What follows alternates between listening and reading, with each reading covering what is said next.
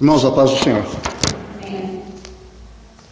Hoje nós vamos nos surpreender, né? Depois de passar todos esses meses falando mal dos corintianos, diga os corintianos lá de Corinto, né? Não tem nada a ver com a torcida.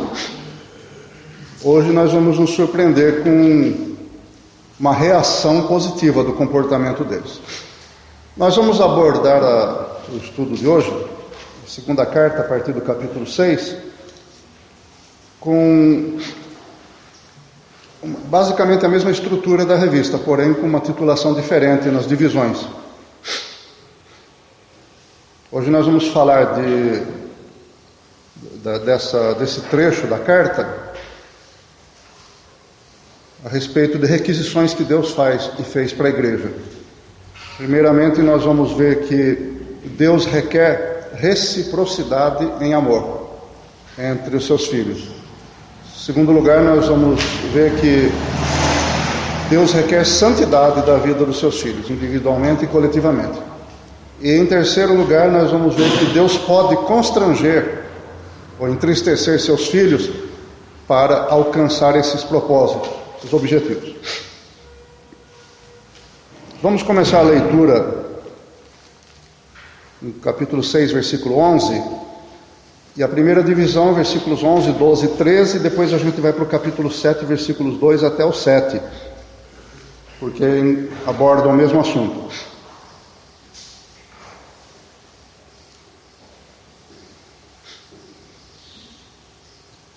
Ó Coríntios, a nossa boca está aberta para vós, o nosso coração está dilatado.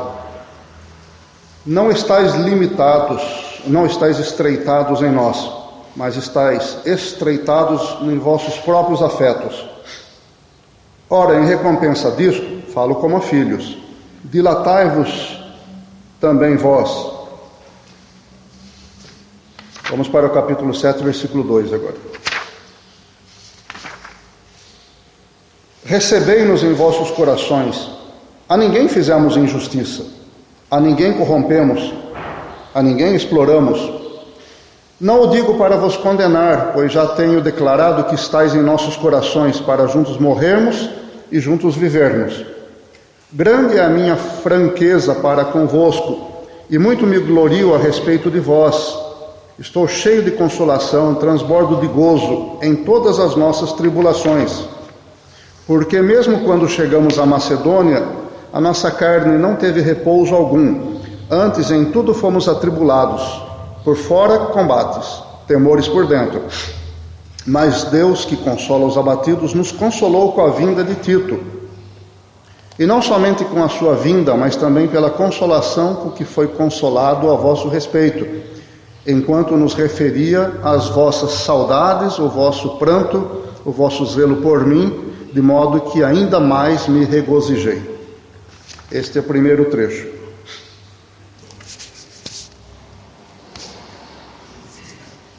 Deixa eu acertar meu gravador aqui.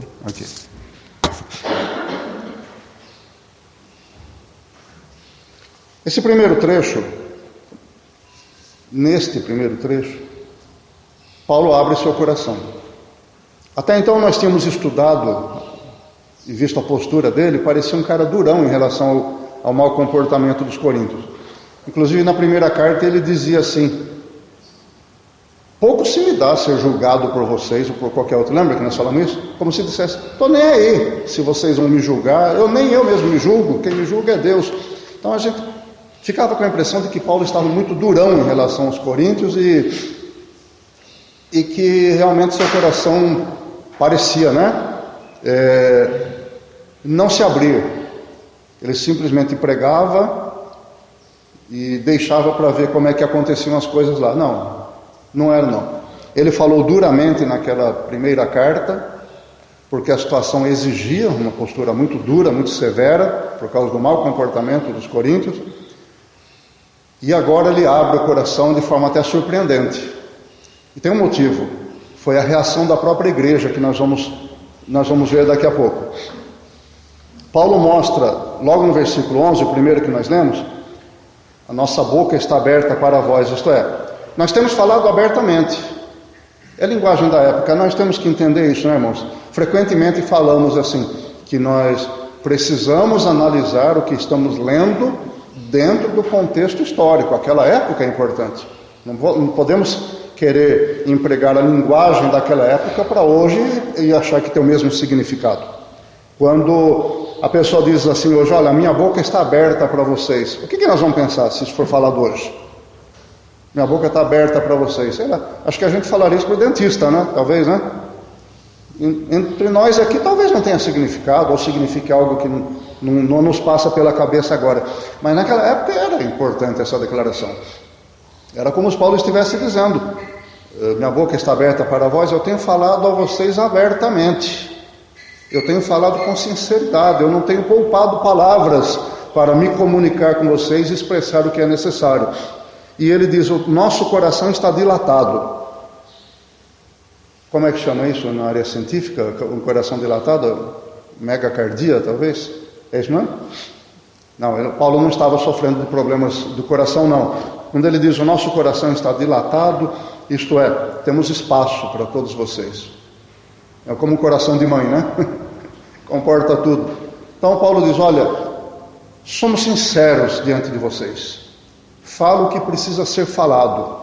Pode ser duro, pode ser uma coisa alegre, mas eu falo o que precisa ser falado, porque o Senhor me impele a isso, para satisfazer essa necessidade. Mas fiquem sabendo que seja ou eu falando duro ou falando macio, meu coração está pronto a abarcar todos vocês, a receber todos vocês.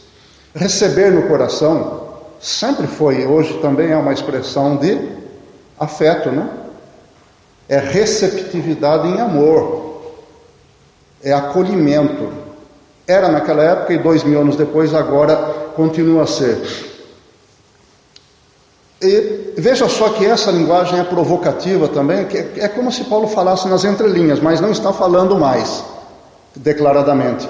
Apesar de tudo que vocês fizeram contra mim, falaram contra mim, permitiram que os falsos apóstolos, falsos obreiros fizessem contra mim, apesar disso tudo, eu ainda amo vocês e tenho lugar no meu coração para vocês. Isso que é um verdadeiro obreiro, né? Isso é um verdadeiro missionário, um verdadeiro apóstolo, um verdadeiro pastor, muito diferente, volto a repetir, não vou me cansar de malhar nessa questão, muito diferente daqueles que se auto-intitulam apóstolos hoje em dia, que estão preocupados com sua conta bancária, com seus bens materiais, de modo a que isso seja transferido para eles. Não demonstram preocupação afetiva nenhuma com a igreja. Não se vê essas pessoas alargando os seus corações para que as outras pessoas sejam abrigadas em amor. É interesse materialista.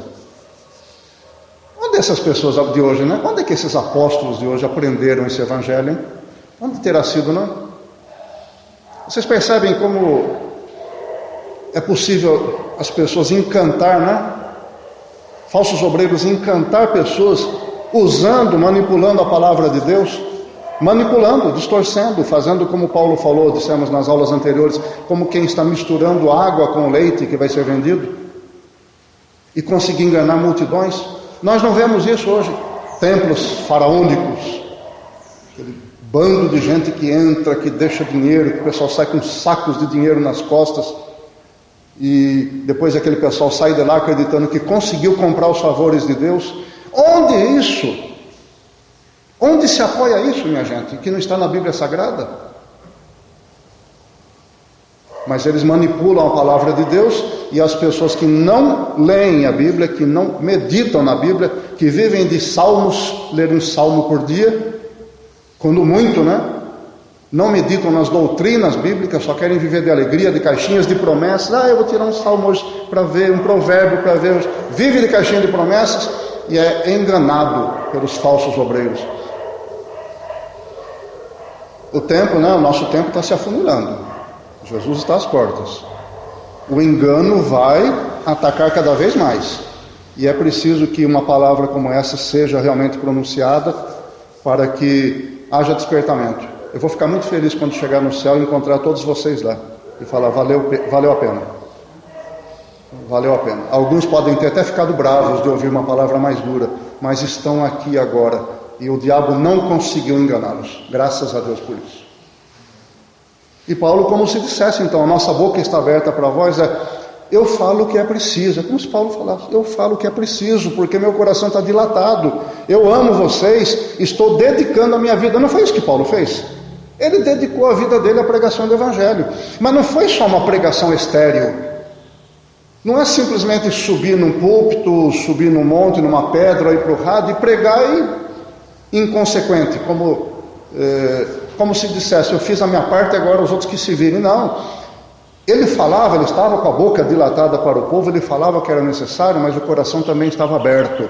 Ele esperava a reação, ele queria ver as consequências disso, ele queria participar, ele queria receber no seu coração, no seu amor, no seu afeto, as pessoas que estavam se convertendo. Existe uma grande diferença entre pregadores e pregadores. Existem pregadores que simplesmente lançam a palavra como se estivessem se desincumbindo de uma obrigação. Mas existem pregadores que fazem questão de ver o resultado da sua pregação e fazem questão de participar da vida das pessoas que estão se convertendo.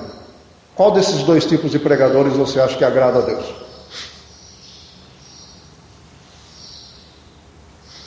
No versículo 12, Paulo diz assim, como se fosse um porém, né? Porém, vocês não estão estreitados em nós, mas estão estreitados nos seus próprios afetos. Misteriosa essa linguagem, né? Porque não diz respeito à nossa cultura atual. Ele quer dizer com isso, mas olha, vocês não estão sendo limitados por mim. Se vocês não me amam como eu amo vocês, não é porque eu não estou dando espaço para esse amor. Não, é porque vocês estão sendo estreitados pelos seus próprios afetos. Aqui, essa palavra afetos, na época simbolizava os órgãos vitais. Intestino, coração, pulmão, fígado. Veja, né, como é que a cultura é impressionante, né? A variação da cultura com o transcorrer do tempo. Paulo, como se Paulo estivesse dizendo, vocês estão sendo envolvidos por aquilo que preocupa vocês individualmente, com seus próprios interesses íntimos. É por isso que vocês não estão dando espaço para me amar também, porque cada um está se voltando apenas para o seu próprio interior.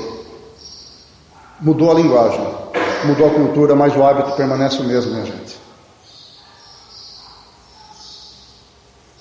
Ainda há pregadores, ainda há pastores, ainda há líderes que fazem como Paulo. Eu falo o que preciso e amo vocês, tenho espaço para vocês. Assim como também há muitas pessoas que estão se enquadrando no que Paulo está dizendo. Olha, vocês não conseguem me amar com a mesma intensidade que eu amo vocês, porque vocês não se preocupam com isso.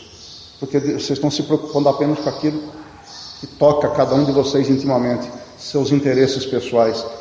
Meus irmãos, a expressão do amor é de dentro para fora, não é de fora para dentro. Eu preciso, para eu dizer que eu amo meus irmãos, eu preciso dar, abrir, é tirar de dentro de mim, não é só para dentro de mim. Como se Paulo dissesse isso. É necessário que nós estejamos nos estreitando com os nossos obreiros, com os nossos líderes, com os nossos irmãos. Nós formemos uma comunidade. Comunidade é o que tem as coisas em comum, não é comunismo, é comunidade. Nós somos uma família, temos coisas em comum. Nós partilharmos nossas dores, nós confiarmos nos irmãos para nós podermos confessar nossos pecados, para dizer aquilo que nos aflige. É parar de nos fechar em nós mesmos, porque isso impede a manifestação do amor. Isso nos deixa fechados nos nossos próprios órgãos vitais, no nosso interior. E eu faço isso, você faz isso, ele faz isso, ela faz isso. Daqui a pouco nós deixamos de ser uma família, só temos o título de família. Nós formalmente nos chamamos de irmãos, formalmente nos cumprimentamos como crentes, mas na verdade, no íntimo, nós não temos espaço mais uns para os outros. Essa é uma dolorosa constatação de Paulo daquela época, e muito mais é agora. Nossa sociedade está conseguindo permear a igreja com sua filosofia do individualismo, de cada um cuidar dos seus interesses, e nós não vivemos mais pela nossa família de fé. Não. Aquilo que acontece na minha casa, minhas necessidades, meus sentimentos são importantes. da minha mulher, do meu filho, isso é importante. Os outros, cada um se vire com a sua família. É assim que está acontecendo. Nós nos reunimos aqui, oramos uns pelos outros, depois que saímos daqui nós esquecemos isso. Vamos cuidar do nosso interesse, vamos para a feira, vamos comprar um peixe, vamos comprar uma verdura, vamos almoçar, vamos nos alegrar, e o resto já passou. Que nós estamos cuidando das nossas entranhas, como diz Paulo. E Paulo fala, ora, em recompensa disso, em recompensa do espaço que eu estou dando para vocês, do exemplo que eu estou dando para vocês, me amarem também, ele diz, eu falo como a filhos, abram seu coração também para mim. Esse é um apelo, né? Eu não sei se você já ouviu aqui na nossa igreja, estou aqui há 4 anos e meio para 5 anos, eu não me lembro de ter ouvido o pastor falar isso, mas se ele falasse assim, eu ficaria muito triste. Eu ficaria muito chateado. Se ele chegasse aqui domingo e falasse, irmãos, eu amo vocês, eu tenho anunciado a palavra de Deus para vocês, mas eu sinto que vocês não me amam o tanto quanto poderiam me amar. Irmãos, eu não fiz nada contra vocês, eu tenho o coração aberto para vocês, me amem também como eu amo vocês. Se eu ouvisse o pastor falar isso um dia, eu ia ficar muito triste. Mas ele pode falar, porque isso está acontecendo. Se ele falar, está correto. Então eu já posso me entristecer com isso, porque eu só não estou ouvindo ele falar, mas eu estou sentindo que isso é verdade. Eu sei que você ama o nosso pastor, eu também amo, mas nós estamos praticando esse amor ou nosso amor é teórico? Nossa, meu amor é grande, é potencial, mas é prático. Essa potência está sendo colocada em campo. Meus irmãos, Deus exige reciprocidade no tratamento. Ele quer reciprocidade. Ele diz assim, aquilo que vós quereis que os homens vos façam, fazei vós primeiro a eles. Nós queremos ser amados, não é isso? Nós queremos ser considerados como membros da mesma família. Principalmente quando nós estamos sofrendo. Quando nós colocamos a cabeça no travesseiro, que somos só nós e o travesseiro e Deus ouvindo, e que nós estamos sofrendo, pode ser um problema emocional, afetivo, pode ser um problema físico, uma enfermidade, seja o que for, e que nós sentimos a solidão de estarmos sozinhos lidando com o nosso problema, nessa hora nós gostaríamos de ter alguém para nos receber, onde nós pudéssemos encostar a cabeça, como João fazia no peito de Jesus, ou encostar no ombro, ou ter alguém para estender a mão e falar, levanta um pouquinho, irmão, vamos lá para a sala, vamos bater um papo, pode chorar no meu ombro, pode falar o que você quiser. Quando nós estamos sozinhos, nós sentimos essa necessidade. Todos nós sentimos isso. E esta é a hora de nós pensarmos que eu já deveria ter feito isso para alguém, para que eu pudesse estar recebendo isso de volta agora. Isso é a reciprocidade que Deus exige de nós, irmãos. Nós precisamos voltar a nos considerar de verdade, não é de teoria, como membros da mesma família. Ainda que nós moremos em casas diferentes, mas como se morássemos na mesma casa. Como se estivéssemos prontos a socorrer qualquer hora do dia ou da noite um ao outro. Oferecendo amor, dizendo como Paulo diz, meu coração está dilatado para vocês. Abra um espaço para mim, por favor. Não sei quantos de nós agora, se tivesse a oportunidade, falariam isso. Quantos de nós, será, talvez agora, se tivesse a oportunidade, ficaria em pé e falasse, irmãos, eu quero ser amado por vocês. A gente está sufocando esse grito dentro de nós, mas ele tem que ser legítimo, ele tem que ser mais expresso. Irmãos, por favor, eu preciso do amor de vocês.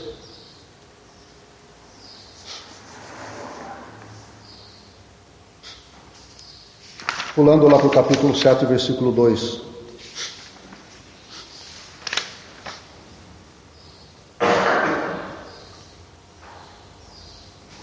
Tendo isso em mente no coração, o que eu falei até agora, o que o apóstolo Paulo falou, vamos ler o que ele continua a escrever a respeito. Agora, com outros olhos e com outro sentimento, nós podemos ler de novo. Ele dizer, recebei-nos em vossos corações. A ninguém fizemos injustiça, a ninguém corrompemos, a ninguém exploramos, quer dizer, eu não fiz mal para ninguém. Por que vocês não podem me receber como amigo de vocês, como irmão? Olha o apelo. Não digo para vos condenar, porque já tenho declarado que estáis em nossos corações para juntos morrermos e juntos vivermos. grande a minha franqueza, sinceridade para convosco, e muito me glorio a respeito de vós. Estou cheio de consolação, transbordo de gozo em todas as nossas tribulações. Paulo começou a elogiar os crentes de Corinto, né? Ele ainda acha que falta os crentes de Corinto abrir espaço no coração para ele, porque ele acabou de dizer, mas ele passa a elogiar. Por quê? Porque ele começa a demonstrar que de fato ele está tentando uma aproximação maior com aquele povo. Ele já fez tudo o que ele podia para demonstrar amor, mas agora ele quer que a recíproca seja verdadeira. Ele está dando um estímulo agora para que os crentes o amem também e demonstrem na prática esse amor. Porque aí ele passa a dizer, né? Quando chegamos à Macedônia, lembra que eu falei no começo da carta que Paulo tinha prometido ir para Corinto 2 vezes? Ele ia sair de Éfeso, ia passar em Corinto, de lá ele ia para Macedônia, e depois ele queria ir para a Judéia, ele passaria em Corinto novamente antes de ir para a Judéia. Ele prometeu passar 2 vezes, mas aconteceu alguma coisa, os planos dele tiveram que mudar, ele teve que ir direto para a Macedônia. Aí o pessoal começou a falar mal dele. Esse homem não tem palavra, ele diz uma coisa hoje, amanhã ele diz outra. Lembra que nós estudamos isso? E ele falou, não, eu tive uma necessidade, eu precisei ir para a Macedônia. Irmãos, nós temos que ser dirigidos pelo Espírito do Senhor. Apesar de a gente dizer, olha, domingo que vem nós vamos ter uma aula, vou tratar de tal assunto. Todo mundo se prepara, fica empolgado, prepara, estuda. Chega aqui domingo, aconteceu uma coisa, isso é um problema, eu fiquei doente, ou o pastor me escalou para outra coisa. Irmão, isso aqui é mais urgente, vai cuidar disso. E eu não pude vir. Vocês vão dizer que eu não sou homem de palavra? Vocês são mais compreensivos do que os corintianos, né? Daquela época, né? Eles não foram. As notícias também não corriam na mesma velocidade naquela época, né? Eles não foram compreensivos com aquele homem que fundou aquela igreja, que fundou aquela família e que ganhou aquelas almas. Não foram compreensivos. E permitiram que os inimigos de Paulo falassem mal dele. E Paulo aqui volta à explicação que ele já estava dando. Chegamos a Macedônia e não tivemos repouso.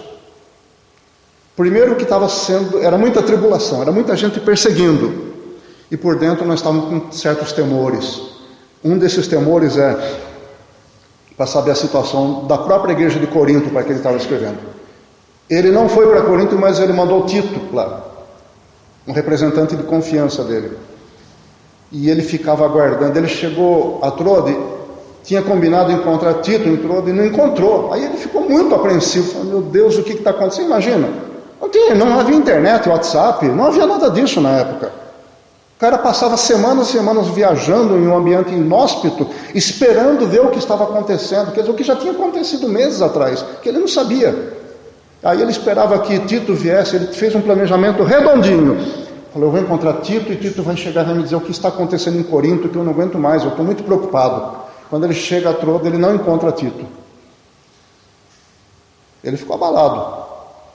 Mas ele disse que quando foi para Macedônia, encontrou Tito, e melhor ainda, ele, além de ser consolado por ter encontrado esse enviado dele, Tito falou, olha, a igreja está bem, Paulo, pode descansar. Os irmãos se arrependeram das besteiras que fizeram, de dar ouvidos para os falsos apóstolos, eles estão com saudade de vocês, estão até chorando por sua causa. Aí Paulo relaxou. Não é assim? Ah, meu Deus, muito obrigado. Graças a Deus. Às vezes, meus irmãos, eu vou tentar trazer isso para os nossos dias. Às vezes, quando vai tudo redondinho na nossa vida, o que a gente faz? A gente vive feliz. E vai fazendo planos, porque a felicidade nos ajuda a fazer planos melhores. É que a gente vai fazendo plano, e a gente leva a nossa vida cotidiana, a nossa vida corriqueira e pronto. E às vezes a gente se esquece de que é Deus quem está fazendo tudo isso.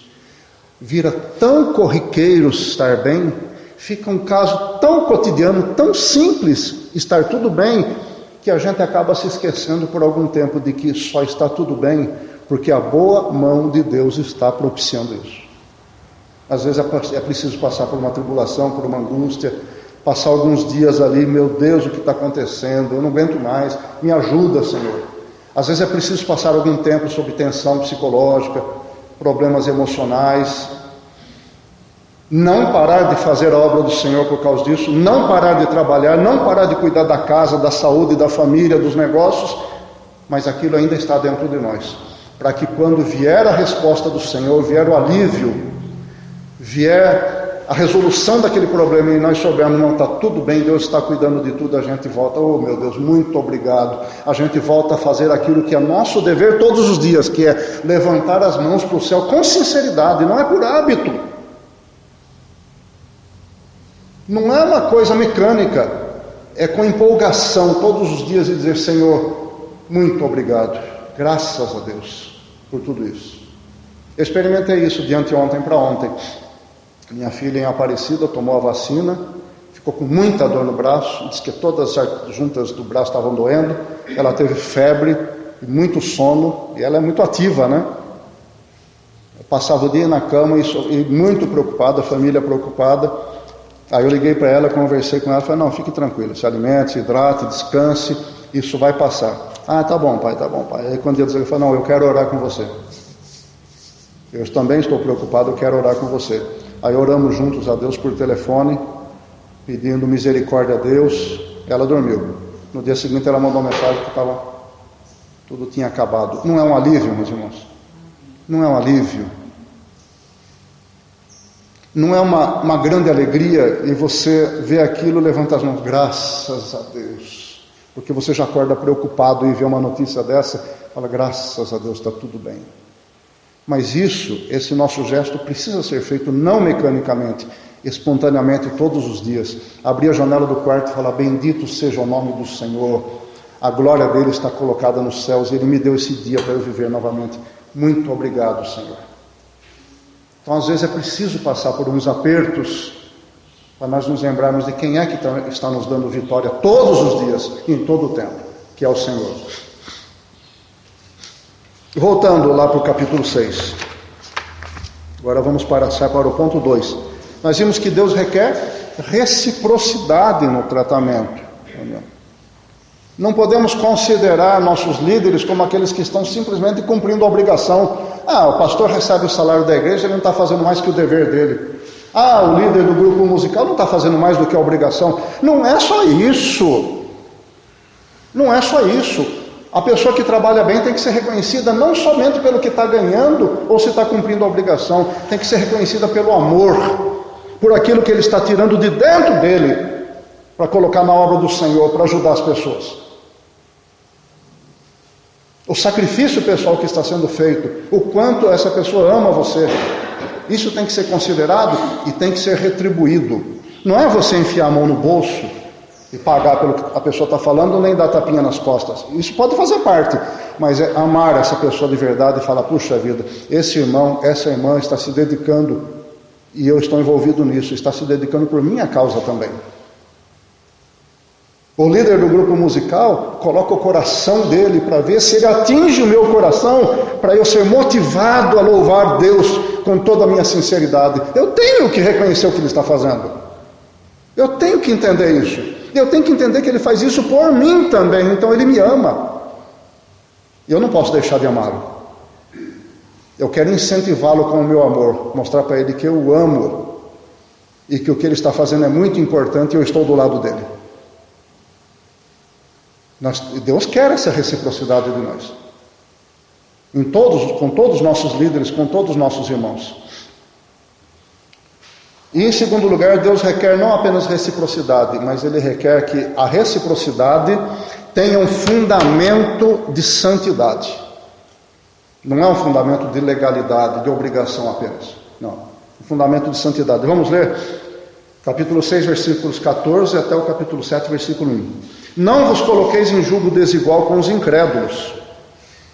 Deixa eu ler nesta versão aqui. Pois que sociedade tem a justiça com a injustiça, ou que comunhão tem a luz com as trevas? Que harmonia há entre Cristo e Belial? Ou que parte tem o crente com o incrédulo? E que consenso tem o santuário de Deus com os ídolos? Pois nós somos santuário do Deus vivo, como Deus disse, neles habitarei, entre eles andarei, e eu serei o seu Deus, e eles serão o meu povo. Pelo que? Saí vós do meio deles, e não toqueis coisa imunda, e separai-vos, diz o Senhor, e eu vos receberei. E eu serei para vós pai, e vós sereis para mim filhos e filhas, diz o Senhor Todo-Poderoso. Ora, amados, visto que temos tais promessas, purifiquemo-nos de toda a imundícia da carne e do espírito, aperfeiçoando a santidade no temor de Deus. Deus requer santidade como base para um comportamento correto. A Bíblia é permeada, desde o começo até o final, com a expressão explícita ou embutida: santificai-vos, sede santos porque santo é aquele que vos chamou, sede santos como santo é o vosso Pai que está no céu. O livro de Levítico é todinho ele falando de santidade, santificação e separação das coisas erradas, todinho. E grande parte do livro de Êxodo também. Grande parte do que está expresso nas histórias narradas no livro de Deuteronômio é separação, purificação, santificação de vida para o Senhor, para agradar a Deus. Nós devemos ter reciprocidade em amor no nosso tratamento, mas a base disso é uma vida santa e agradável a Deus. A palavra santificação para Deus tem um significado duplo, não antagônico, mas duplo. No sentido de que a santificação é uma separação, é separar-se daquilo que está errado, daquilo que não agrada a Deus, para Deus. Não é simplesmente se desligar do que está errado. Talvez algumas pessoas até façam isso. Talvez até muitos não cristãos façam isso. Separam-se do que está errado. Quantas vezes você e eu evangelizamos e as pessoas dizem, mas eu não mato, eu não roubo, eu não adultero, eu cuido da minha família. Quer dizer, ele se separou das coisas erradas, né? Será que Deus não vai me receber assim? Porque faltou outro componente da separação, da santificação, que não é apenas separar-se das coisas erradas, mas é separar-se para se entregar a Deus. Sem isso, a nossa reciprocidade em amor não funciona. Nós temos que sair daquilo que é errado, mas com o propósito de, separados do erro, nos entregarmos aos cuidados do Senhor. E a palavra de Deus diz aqui a respeito dessa separação, que nós não devemos nos prender a um jugo desigual com o infiel. Essa expressão jugo desigual praticamente brotou aqui no Novo Testamento, mas não veio do nada, ela veio do Antigo Testamento. No livro de Deuteronômio, Deus diz assim que não se deve lavrar um campo com boi junto com jumento no mesmo arado. Há seus motivos ali, zoológicos, vamos dizer assim, há os seus motivos agrários, físicos, mas Deus estava ensinando uma lição, era para o povo meditar um pouco. Por quê? Porque o boi trabalha num ritmo, com um nível de força, concentração e dedicação. O jumento trabalha no outro, totalmente diferente. É incompatível o trabalho de um com o trabalho do outro no mesmo arado. Você pode pegar um arado, colocar num jumento e arar a terra. Você pode pegar outro arado, colocar no boi e arar a terra. Você não pode pôr o arado do boi junto com o jumento, porque não vai dar certo. Vai estragar a aração da terra. Se alguém que entende disso, pode explicar melhor. Mas o que é que Deus estava querendo dizer isso? Que o jugo desigual na obra do Senhor no reino de Deus não é admitido. E Paulo pegou essa figura, olha só, hein? A esperteza de Paulo iluminado pelo Espírito Santo. Ele pegou essa figura e trouxe para a igreja dizendo: não se meta em jugo desigual com o incrédulo. Não tente lavrar a obra do Senhor, você e o incrédulo lado a lado, não vai dar certo. Deus não aprova isso. Algumas aplicações são historicamente empregadas por estudiosos, né? A principal delas é o casamento e o namoro, né? Isso é que todos os estudiosos concordam, que um crente namorar com um incrédulo, casar-se com um incrédulo, é jugo desigual. Isso é unanimidade entre os estudiosos da palavra de Deus. E não é só entre os estudiosos, isso aí está desde o Antigo Testamento. Quando o sacerdote Esdras voltou do exílio, que reuniu o povo para estudar a lei de Deus, que ele começou a falar ao povo a respeito das leis da separação, o povo já tinha se casado, o povo ali do território de Israel, da volta da diáspora, já tinha se casado muito com pessoas estrangeiras, e no ensino da palavra de Deus eles começaram a se lamentar, porque tinham pecado contra Deus, praticando o jugo desigual. O que estava acontecendo ali? Era um tentando conduzir a família, educar os filhos nos preceitos da lei de Deus, e o outro tentando educar os filhos Conduzir a família de acordo com uma religião pagã. Dá certo isso, meus irmãos?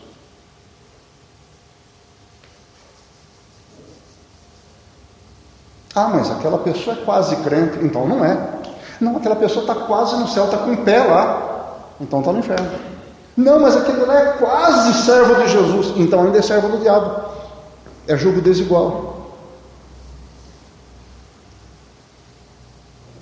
Bom, estudando isso aqui, já dei até alguns exemplos, né? Mas eu não vou me deter aqui por causa do tempo.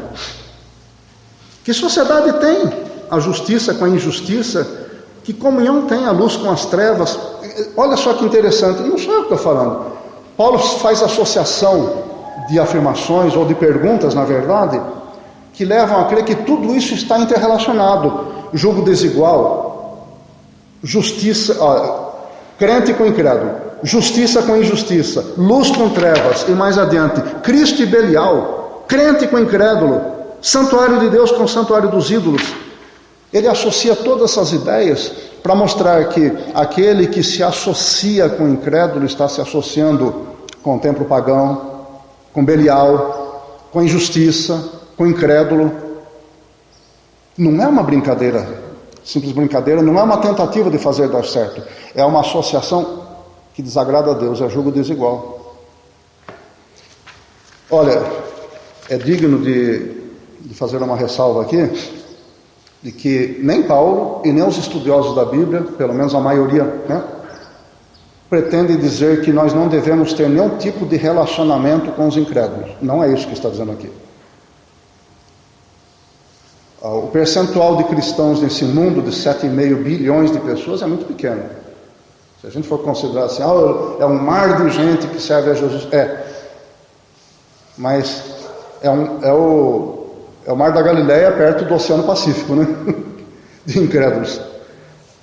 Nós somos algumas centenas de milhões perto de 7 bilhões e 500 milhões de pessoas. Então, acredito que existam mais de 7 bilhões de incrédulos no mundo. Embora digam que os cristãos são mais de 1 bilhão, mas é muito cristão nominal no meio. E aí está incluída a Igreja Católica também, que também é considerada pelos estudiosos como igreja cristã. Então nós não estamos proibidos de ter qualquer tipo de relacionamento com os incrédulos, não é isso. Até Jesus falou, quando orou ao Pai pela sua igreja, disse: eu não te peço, ó Pai, que os retires do mundo, mas que os livres do mal. Nós temos que ter algum tipo de relacionamento com as pessoas do mundo por vários fatores. O principal deles é para testemunho, claro, né? Nós testemunharmos a ponto de... Porque nós queremos ver essas pessoas indo para o céu, sendo salvas, confessando o nome de Jesus Cristo. Então nós temos que estar presentes, nós temos que ter relacionamento com elas. Podemos trabalhar com elas, podemos abrir uma empresa com elas? Podemos, mas nós não podemos ter associação íntima que coloque em risco a nossa fé. Existe uma figura antiga, talvez seja apropriada, que é o fato de... É aquela figura que diz que o crente é aquele que está em um nível moral mais elevado. Ele está dando a mão para fazer sociedade com aquele que está embaixo. O que é mais fácil? O de cima puxar para cima ou de baixo puxar de cima para baixo?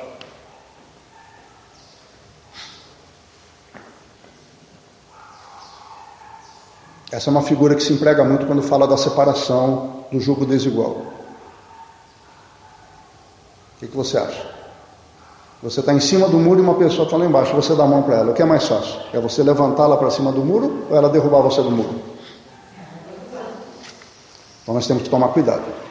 Nós temos que fazer esse papel de dar a mão para aquele que está caído e contar com a força e o poder do Espírito Santo para não cairmos e ainda levantarmos aquela pessoa. Mas isso é uma obra espiritual nas mãos do Espírito Santo. Agora, a sociedade... Eu, por exemplo, me casar com uma pessoa que está lá no mundo. Quem vai mexer quem? 15 minutos? Tá. Quem vai mover quem? Então nós trabalhamos com as pessoas do mundo, fazemos sociedade, mas não podemos ter intimidade com eles. Talvez eu tenha que dividir esse assunto porque eu queria tratar de uns tópicos aqui importantes. Há quase 100 anos nasceu um movimento na igreja protestante, na igreja evangélica na Europa. A igreja evangélica na Europa estava muito desunida, tinha muitos problemas vergonhosos, inclusive. Estava dando mau testemunho, mas estava fazendo missões transculturais, evangelizando na Ásia, na África. E aí caiu a ficha de que, se continuasse a evangelizar com aquele mesmo clima que estava na Europa, iriam fundar igrejas transculturais com aquele mesmo mau comportamento. Então, o que essas igrejas fizeram? Se reuniram para discutir o assunto e propor o seguinte: não vamos permitir que os nossos problemas na Europa, na igreja da Europa, influenciem a obra da missão transcultural. Certo? Então, vamos nos entender aqui, para que nós não influenciemos negativamente aqueles que nós estamos evangelizando em outros países. Esse movimento passou a se chamar de ecumenismo. Não é nada disso que você está ouvindo falar hoje em dia, né? Com o passar do tempo, esse movimento ecumênico foi apropriado pela Igreja Católica. Vou falar aqui para gravar, né? A Igreja Católica se apropriou desse movimento e ampliou o seu alcance, dizendo que o ecumenismo é um movimento das famílias cristãs, que na intenção dos católicos inclui a Igreja Católica, para que nós resolvemos nossos problemas de confissão cristã entre nós. Não era nada disso. Não foi assim que começou o ecumenismo. Agora, qual é a tônica do movimento ecumênico agora? É que nós devemos ter diálogo com todos os tipos de vertentes chamadas cristãs, que se dizem cristãs, nem todas são, para nós termos harmonia e procurar falar a mesma linguagem, porque nós estamos falando do mesmo Deus. E para piorar, no meio acadêmico, surgiu uma outra ideia. O inimigo não para, né? É do diálogo interreligioso. O ecumenismo é voltado para as denominações que se dizem cristãs. O diálogo interreligioso é voltado para todas as denominações religiosas, no sentido de que nós devemos dialogar com todas as religiões, inclusive aquelas que fazem sacrifícios de animais, e outros sacrifícios até que nem convém falar aqui, porque Deus está se manifestando em cada uma delas e há salvação em todas elas. Então acabou a necessidade de evangelismo. Então por que Paulo disse aqui: não vos metais com julgo desigual com o infiel? Que sociedade há entre Cristo e Belial? Entre Jesus e Satanás? No crente com o incrédulo? Eu sou contrário ao diálogo interreligioso e a esse movimento ecumênico nos moldes que está agora. Por quê? Porque são princípios diferentes, são reinos diferentes, são senhores diferentes, são líderes diferentes, são visões de mundo diferentes, são visões de eternidade diferentes. Como é que eu posso ter um diálogo com uma pessoa que diz que a obra de Jesus Cristo só vale como exemplo?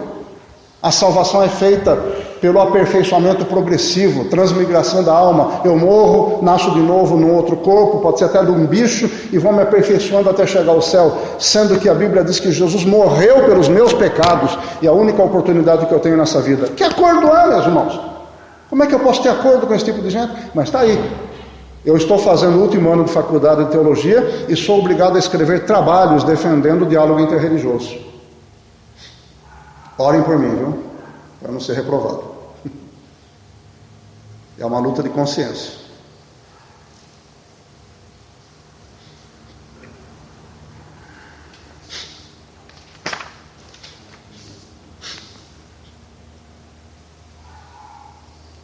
Versículo 16. Que consenso tem o santuário de Deus com os ídolos?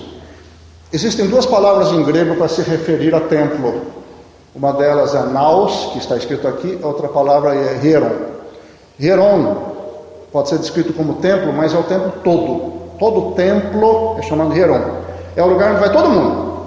Quem vai lá para vender, quem vai para adorar, quem vai lá porque está querendo ir, quem vai procurar namorada. Esse é o hieron. Naos é a parte interior do templo, é um lugar menor, onde Deus se manifesta. Aqui quando diz que consenso há entre o santuário, o templo de Deus com os ídolos, a palavra usada aqui é naos. Isto é, você e eu somos naos de Deus, não somos hieron. Nós somos o lugar onde Deus se manifesta na intimidade. Não somos o resto do templo, onde todo mundo vai até para procurar namorada. Nós somos o lugar onde Deus se manifesta intimamente com o seu povo, onde Ele habita no meio do seu povo. E Paulo está perguntando, esse lugar da intimidade de Deus, que é o povo de Jesus Cristo, Que intimidade pode ter, que afinidade pode ter com o templo pagão?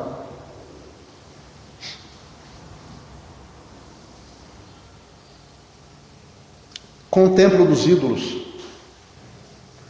E Deus dizendo assim: neles habitarei, em nós, naos, entre eles andarei, eu serei seu Deus, eles serão meu povo. Pelo quê? Olha só o que Deus fala agora: saí do meio deles, não toqueis coisa imunda, separai-vos, diz o Senhor. Para quê? Ele diz: e eu vos receberei. Está vendo que depende de nós? Está vendo que não depende da eleição de Deus? Estou terminando, viu, mano? Estou terminando, só um minuto. Está vendo que não depende da eleição de Deus? Deus não nos elegeu e nos separou para nós pertencermos a Ele e nos santificarmos. Não foi assim. Ele está dizendo: saia do meio deles, não toque em coisa imunda nenhuma, separe-se, aí eu recebo você. E eu serei, verbo no futuro, né? Eu serei para vós pai, e vós sereis para mim filhos e filhas, diz o Senhor Todo-Poderoso. E Paulo conclui dizendo: ora, amados, visto que nós temos tais promessas, o que Deus está falando de nos receber, se nós nos afastarmos da impureza. Temos tais promessas, purifiquemo-nos de toda a imundícia da carne e do espírito, aperfeiçoando a santidade no temor de Deus. Isto é, quando Paulo diz isso, ele está mostrando que depende de quem?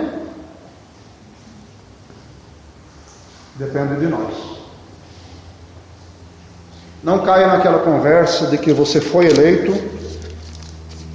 e uma vez salvo, salvo para sempre, porque você está correndo um risco muito grande. Mas é bíblico.